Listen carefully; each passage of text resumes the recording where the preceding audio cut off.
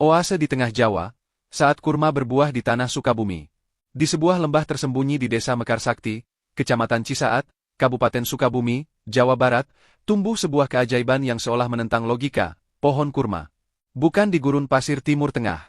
Bukan di bawah terik matahari Arab Saudi.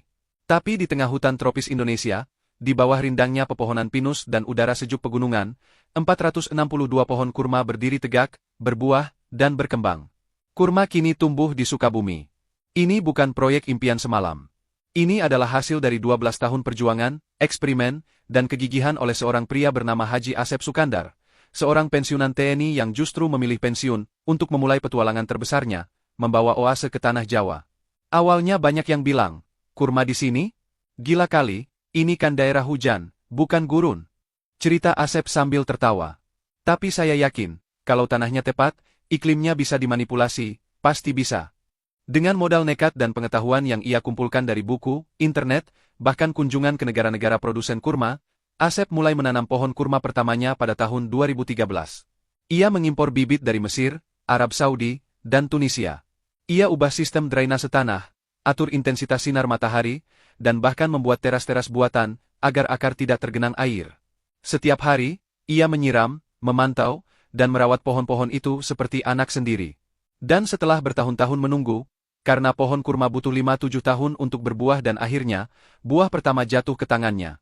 Saat itu saya menangis, bukan karena manisnya, tapi karena saya tahu, ini bukan hanya kurma. Ini adalah bukti bahwa Indonesia bisa. Kini, kebun kurma seluas 3 hektar ini, bukan hanya tempat budidaya. Ia telah berubah menjadi destinasi edukasi dan wisata religi. Ratusan pengunjung dari anak-anak sekolah, keluarga, hingga rombongan pondok pesantren berkunjung setiap bulan, untuk melihat langsung pohon yang disebutkan dalam Al-Quran tumbuh di tanah Nusantara. Pohon kurma di sini, bukan hanya satu jenis. Asep berhasil menanam berbagai varietas, seperti medjool yang besar dan manis, deglet nur yang kering dan garing, hingga ajwa yang dikenal sebagai kurma nabi. Yang paling mengagumkan, buahnya benar-benar bisa dipanen dan dikonsumsi. Meski ukurannya sedikit lebih kecil dibanding kurma impor, rasanya manis, legit, dan segar. Ini bukan kurma palsu, bukan boneka.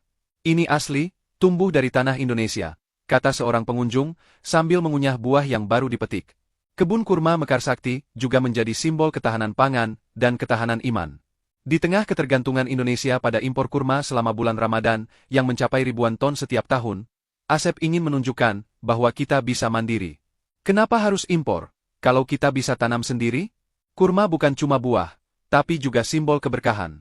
Dan keberkahan itu bisa tumbuh di mana saja, asal ada niat dan kerja keras.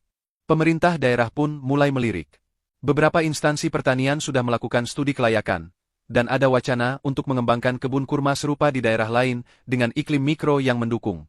Namun, Asep tidak ingin cepat-cepat memperbesar. Ia ingin memastikan bahwa setiap pohon yang tumbuh dengan benar.